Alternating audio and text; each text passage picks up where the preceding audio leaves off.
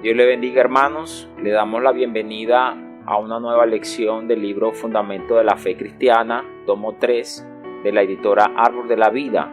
Hoy estaremos desarrollando la tercera parte del tema La Palabra. Esta lección tiene como base bíblica Éxodo capítulo 17, versículo 14 y Apocalipsis capítulo 1, versículos 11 y 19. En esta lección estaremos hablando brevemente de la historia de la Biblia, donde tocaremos algunos ítems como los idiomas originales de la Sagrada Escritura, el canon de la Biblia, los libros apócrifos, los manuscritos bíblicos que son confiables y la Biblia en los idiomas modernos y cuál es el tema de la Biblia. Pero antes de comenzar me gustaría elevar una oración al Señor para que el Señor bendiga su palabra y pueda abrir nuestro corazón y nuestro entendimiento para comprender un poco más de lo que está en su corazón, que podamos realmente apreciar lo que el Señor ha puesto en nuestras manos, su palabra. Padre, te bendecimos, Señor, en este día. Te damos gracias por tu misericordia, por tu infinito amor, Señor, para con nosotros, que has permitido, Señor, hoy a nuestros oídos escuchar tu palabra y nos has dejado, Señor, tu palabra de forma escrita en nuestras manos. Gracias, Señor, por insistir en nosotros. Gracias porque tú deseas comunicarte a nuestras vidas. Deseas, Señor, abrir tu corazón. Señor, abre nuestro corazón también para que sea uno con el tuyo. Podamos estar alineados a tu voluntad. Señor, te damos gracias por cada oyente, cada familia, cada hermano que escuche estos mensajes. Te pedimos que los bendigas, Señor, grandemente. Te pedimos que así como tú envías la lluvia, Señor, envíes tu palabra y puedas regar sus corazones, puedas bendecir y hacer germinar y dar fruto y vida, Señor, a cada familia y a cada oyente. En el nombre de Jesús te lo pedimos, Señor. Amén. La Biblia, amado hermano, es un magnífico legado que Dios le ha dado a la humanidad y Él se involucró intensamente en la ejecución de esta extraordinaria obra. Su acción en la producción de la Biblia fue oculta, misteriosa. Él no usó poderes milagrosos, sino hombres, materiales comunes, elementos cotidianos. Dios creó un medio de comunicación permanente con la humanidad. Alabado sea el Señor. ¿Qué tal si le dice esto a su hermano? Hermano, Dios creó un medio de comunicación permanente contigo. Dios quiere comunicarse contigo. Así que la Biblia es algo milagrosamente normal. Él quería y quiere conectarse con el hombre. Algunos hasta desprecian la Biblia por parecerse a otros libros en su formato. Piensan que quizás deberían emitir algunos rayos, un resplandor, pero no. Es un libro para ser leído, amado hermano, como todos los demás libros. Alabado sea el Señor.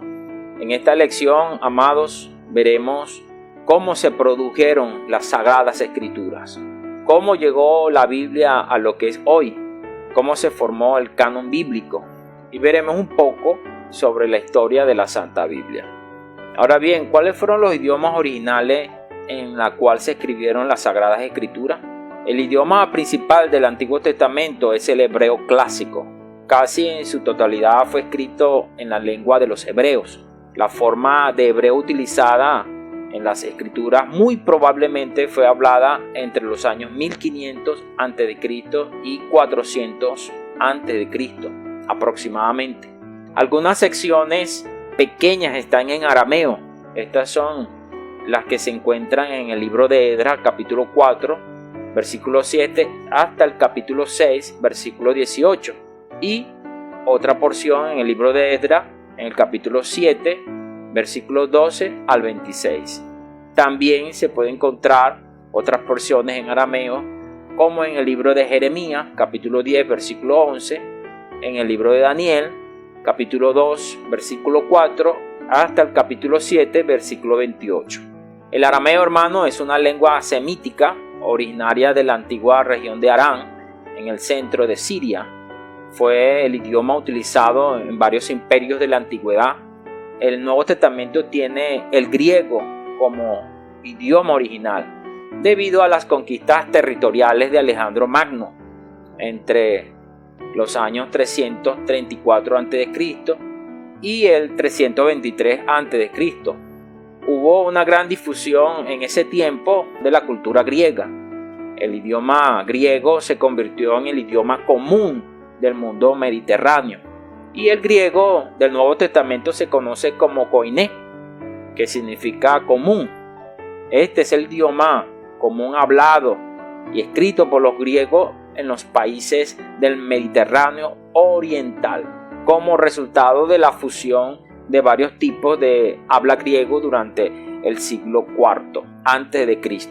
Este idioma era el medio de comunicación básico del pueblo en todo el Imperio Romano. Ahora bien, veamos cómo se definió el canon de la Biblia, cómo se definió qué libros deberían formar parte de las Sagradas Escrituras.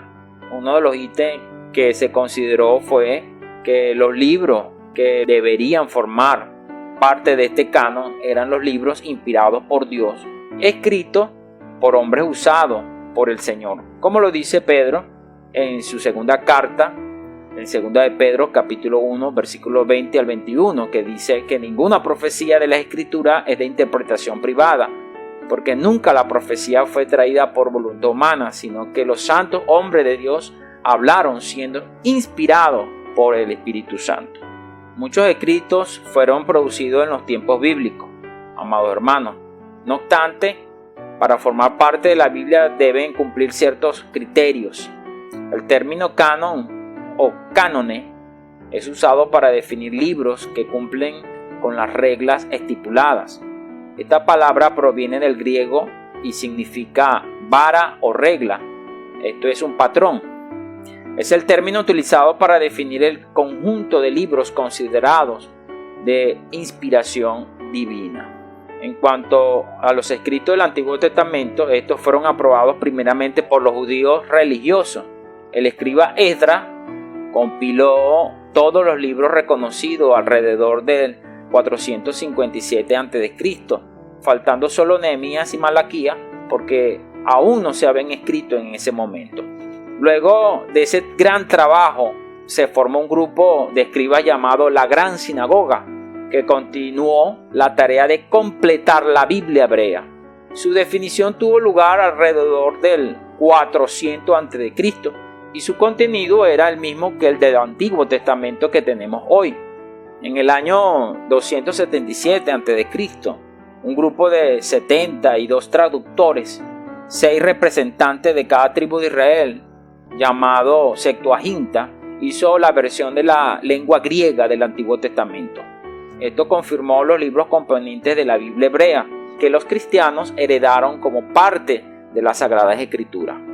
Ahora el Nuevo Testamento está compuesto por 27 libros. Sin embargo, hermanos, se hicieron muchos otros registros en los primeros años de la iglesia. No obstante, no todos fueron reconocidos como inspirados por Dios. Se hicieron muchas especulaciones sobre qué libros serían canónicos.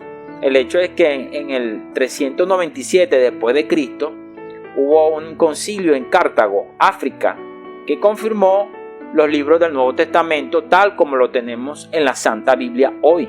Es interesante notar, queridos hermanos, que varias veces los autores bíblicos citaban pasajes de otros autores confirmando la canonicidad de los libros. Por ejemplo, en Mateo capítulo 1 del 22 al 23, en Mateo capítulo 3, en Mateo 4 versículo 14, en Mateo 8 versículo 17 y en Mateo 12 versículo 17.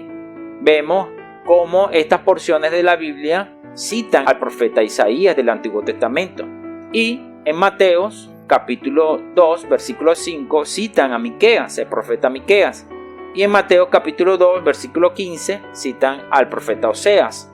Además, también en Mateo capítulo 2 versículo 17 y Mateo 27 9 citan al profeta Jeremías. También en Mateo capítulo 12 versículo 39 citan al profeta Jonás. En Mateo capítulo 21 versículo 4 citan a Zacarías. En Mateo 24:15 citan al profeta Daniel y en Mateo 13:35 citan un salmo de Asaf. Solo en esta lista tenemos 8 profetas citados solo en el libro de Mateo. Hay muchas otras referencias como estas en toda la Biblia. No las enumeraremos todas aquí, pero al leer la Biblia usted, amado hermano, puede hacer esta búsqueda. Otro punto a destacar es que el apóstol Pedro mencionó a Pablo, también apóstol, en sus epístolas, diciendo lo siguiente: como también nuestro amado hermano Pablo, según la sabiduría que ha sido dada, os ha escrito casi en todas sus epístolas, hablando en ellas de estas cosas, entre las cuales hay algunas difíciles de entender, las cuales los indoctos e inconstantes tuercen, como también las otras escrituras. Esto lo podemos encontrar en 2 de Pedro capítulo 3, versículo 15 al 16. Al mencionar todas las epístolas de Pablo, podemos ver, amado hermano, que Pedro estaba al tanto de ellas. Aunque no fue destinatario de alguna, Pedro leyó las epístolas de Pablo, lo que demuestra que se hicieron públicas. Incluso Pedro dice que algunos transgiversaban las cartas de Pablo, así como lo hacían con las demás escrituras. Esto significa, hermano, que el apóstol Pedro le dio estatus de escritura a las epístolas de Pablo. Ahora bien, los libros apócrifos son aquellos que no se han comprobado su autenticidad. También se llaman pseudocanónicos. El término apócrifo significa apartado de la vista, oculto, secreto. Se decía así de los libros sagrados no canónicos, por ser prohibida su lectura en las sinagogas. El contenido de estos libros no es citado por el Señor Jesús ni por los apóstoles, un indicio de que no tienen autoridad apostólica. Los libros apócrifos han sido incluidos en algunas Biblias de grupos cristianos específicos. Sin embargo, amados hermanos, estos libros no se incluyeron en la lista de los libros aceptados en los primeros siglos de la Iglesia. Fueron incluidos mucho más tarde, en los siglos XVI y XVII. Por esta razón, algunas Biblias tienen más de 66 libros canónicos. Algunas personas menos informadas cuestionan sobre la eliminación de los libros de la Biblia, cuando en realidad la pregunta deberían ser sobre la adición de libros, en este caso los libros apócrifos. Entonces podemos preguntarnos, ¿los libros que tenemos hoy en la Biblia son confiables? Es muy significativo decir que a final de la década de 1950, en la región del Mar Muerto, un grupo de pastores de cabras encontraron casualmente manuscritos conservados en vasijas de cerámica. Fueron en busca de animales perdidos y se encontraron con las cuevas de Qumrán, donde estaban estas vasijas. Este descubrimiento fue de gran valor para confirmar los antiguos textos bíblicos. Podemos tomar prestado de Pablo el término tesoros en vasos de barro, según él lo menciona en 2 Corintios 4, versículo 7, para destacar la dimensión de este hallazgo. De hecho, los manuscritos de las escrituras son tan numerosos que su autenticidad es incuestionable. Por ejemplo, existen más de 3.000 manuscritos hebreos del Antiguo Testamento, 8.000 manuscritos de la Vulgata Latina y más de 1.500 manuscritos de la Septuaginta. El Nuevo Testamento tiene mucho más manuscritos que cualquier otra obra de la literatura griega o latina. Actualmente hay más de 5.700 manuscritos griegos del Nuevo Testamento, de periodos comprendidos entre el comienzo del siglo II y el XVI. Además, los manuscritos fueron traducidos a otros idiomas y llegan a unas 25.000 copias del Nuevo Testamento en varios idiomas. Ahora bien, veamos un poco de la historia de la Biblia en los idiomas modernos. En la Edad Media, la Biblia ya se había traducido en varios idiomas. Sin embargo, en 1199, el Papa Inocencio III prohibió todas las versiones no autorizadas de la Biblia, así como la lectura de la Biblia en otros idiomas, y la limitó al latín. Por tanto, el acceso a la Biblia quedó restringido a los monjes de los monasterios. Alrededor de los siglos XIV y XV, algunos intentaron traducirla a idiomas modernos, como el inglés y el alemán, pero fueron condenados y varios de ellos sentenciados a la muerte, además de que les confiscaran y quemaran sus obras. Con el advenimiento de la Reforma en el siglo XVI se difundió la traducción de la Biblia en varios idiomas, cuya impresión se popularizó, especialmente con la invención de la imprenta por Gutenberg.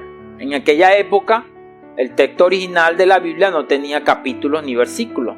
El texto hebreo tenía párrafos y la Biblia hebrea también fue dividida en secciones más grandes. En el siglo XIII, Stephen Langton, entre los años 1150 y 1228, el cual era un arzobispo de Canterbury, Inglaterra, y el cardenal francés Hugo de Caro, entre los años 1200 y 1263, desarrollaron diferentes esquemas para dividir la Biblia en capítulos. Las divisiones modernas se basan en la de Langton. Los versículos fueron divididos por Robert Estienne en 1551 y constituyen la base de las versiones modernas. La primera traducción completa al español a partir de los idiomas originales fue concluida por Casiodoro de Reina en el año 1569, conocida como la Biblia del Oso.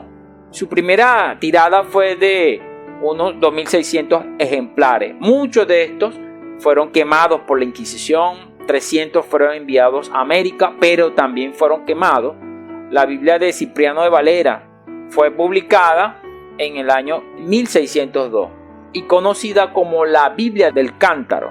Esta Biblia es en realidad una edición corregida de la traducción de Reina, en la que empleó 20 años e introdujo 458 cambios.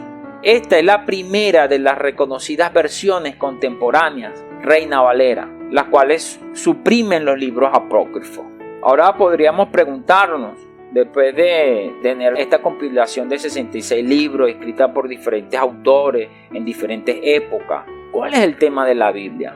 Todo lo que hemos visto en las lecciones sobre la Biblia tienen como objetivo que nos familiaricemos con ella, amados hermanos. Todos estos puntos deben ayudarnos a tener plena convicción de que Dios quiere hablarnos a través de este libro. Por eso debemos saber cuál es el tema tan importante que el Señor quiere mostrarnos.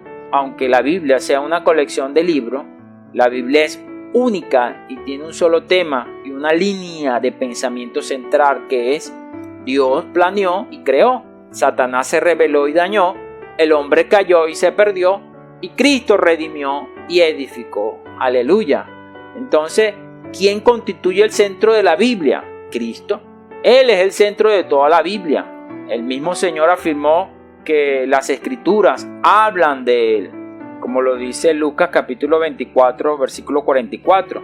Y les dijo: estas son las palabras que os hablé, estando aún con vosotros, que era necesario que se cumpliese todo lo que está escrito de mí en la ley de Moisés, en los profetas y en los salmos. Y en Juan 5:39, que dice de la siguiente manera: escudriñad las Escrituras, porque a vosotros os parece que en ellas tenéis la vida eterna, y ellas son las que dan testimonio de mí. Pero acá podemos ver entonces que el centro de la Biblia misma es Cristo. Pero además también podemos ver cuando Pedro recibió la revelación de Cristo en Mateo 16, y cuando el propio Señor reveló la iglesia, dijo las siguientes palabras: y yo también te digo que tú eres Pedro, y sobre esta roca edificaré mi iglesia, y las puertas del Hades no prevalecerán contra ella. En el versículo 18 de Mateo 16. Es decir, Cristo tiene su extensión. La Biblia no solo habla de Cristo, sino de su extensión también, la cual es la iglesia. Por tanto, debemos entender que Cristo y la iglesia son la idea central de la palabra de Dios. Alguien dijo que la Biblia es el romance de una pareja universal. Por eso encontramos versículos como en Isaías, que dice: porque tu marido es tu hacedor, Jehová de los ejércitos es su nombre, y tu redentor, el Santo de Israel, Dios de toda la tierra será llamada. En Isaías 54, versículo 5. Y en Efesios capítulo 5, versículo 32 dice: grande es este misterio, mas yo digo esto respecto de Cristo y de la iglesia. Y al final de la Biblia, en Apocalipsis 19, del 7 al 8, tenemos esta porción: Gocémonos y alegrémonos y démosle gloria porque han llegado las bodas del Cordero y su esposa se ha preparado. Y a ella se le ha concedido que se vista de lino fino, limpio y resplandeciente, porque el lino fino es las acciones justas de los santos. Acá vemos claramente que el cierre de la Biblia muestra a Cristo y a la iglesia. Entonces podemos confirmar con estas porciones que realmente el tema central de la Biblia o la persona, el personaje central, el centro de la Biblia es Cristo y la iglesia. ¿Qué tesoro más precioso tenemos en nuestras manos, amados hermanos?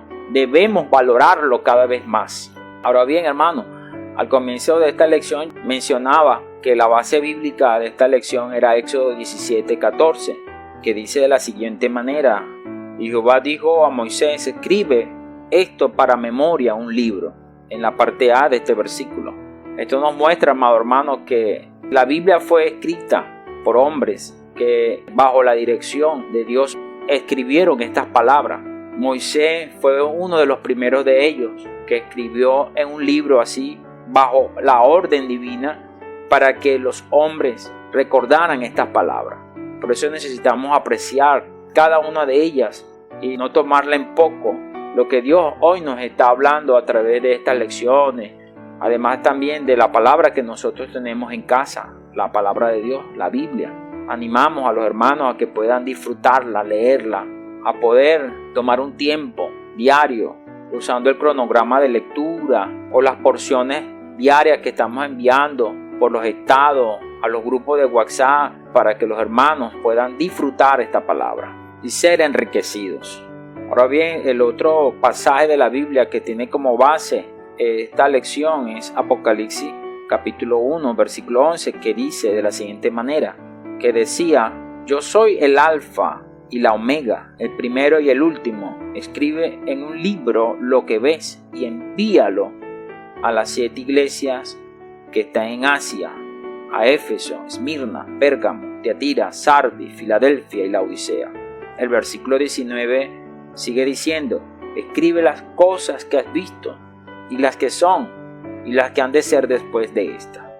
Esto muestra, amado hermano, el interés que el Señor tiene de que su palabra quedara escrita para nosotros, y no solamente para aquellos que en aquella época fue escrita de manera directa, sino para nosotros, porque en el versículo 19 dice: y las que han de ser después de esta, incluyendo a nosotros que estaríamos en el futuro para leer estas palabras. Por eso Apocalipsis capítulo 1 versículo 3 menciona: bienaventurado el que lee y los que oyen las palabras de esta profecía y guardan las cosas en ella escritas, porque el tiempo está cerca. Bienaventurado el que lee. Aleluya, porque hay una bienaventuranza para aquellos que leen y los que oyen. Aleluya. Me parece bastante interesante, amado hermano, que el orden sea los que leen y los que oyen. En Romanos capítulo 10 versículo 17 dice que la fe viene por el oír la palabra de Dios.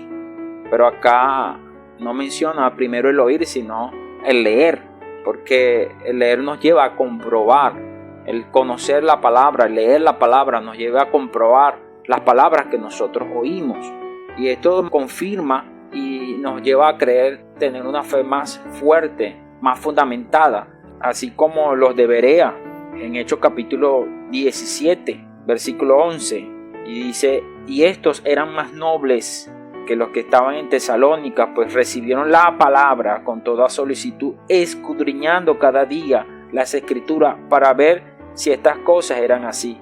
Así que creyeron muchos de ellos. Esto muestra, amados hermanos, que la palabra que oímos es confirmada por la palabra que está escrita.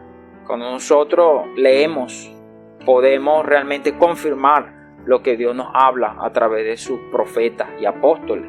Y también, como estas palabras están escritas, nos pueden llevar a meditar en ellas, nos puede llevar a reflexionar. Por eso es importante que esta lección tiene como meta que nosotros podamos apreciar las palabras que el Señor nos ha dejado en nuestras manos como un legado, para que nosotros podamos tener memoria de ellas cada día y podamos ver que el esfuerzo en esta breve historia de la Biblia, podemos ver que la Biblia que tenemos hoy pasó por un proceso largo pasó por un proceso en la cual hoy nosotros la tenemos de manera accesible y la podemos entender de manera sencilla, hermano, porque hombres no solamente la escribieron, sino que también se preocuparon de compilarla y estructurarla en capítulos y versículos para que se nos fuese a nosotros más fácil el estudio, nosotros seamos más enriquecidos. Entonces Dios usó muchas personas para que nosotros hoy pudiéramos tener esta palabra. Les animamos, amados hermanos,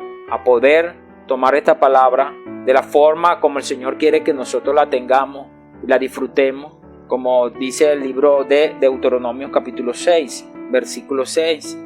Y estas palabras que yo te mando hoy estarán sobre tu corazón y las repetirás a tus hijos. Hablarás de ellas estando en tu casa, andando por el camino y al acostarte y cuando te levantes. Y las atarás como una señal en tu mano y estarán como frontales entre tus ojos. Y las escribirás en los postes de tu casa y en tus puertas. Podamos realmente llegar a este nivel de apreciar la palabra del Señor, como lo hicieron estos hombres que llegaron a escribirla. Llegó a ser un legado para nosotros y hoy podemos conocer la riqueza de nuestro Dios a través de ella. Dios le bendiga, hermanos. Gracias por haber oído hasta el último momento esta lección. Quisiera dejarle algunas preguntas.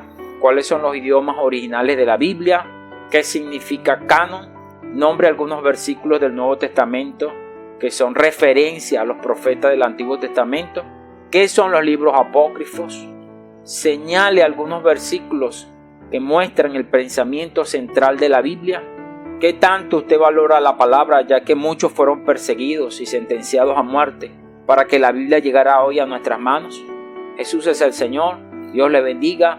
Un fuerte abrazo, amados. Sigamos adelante. Amén.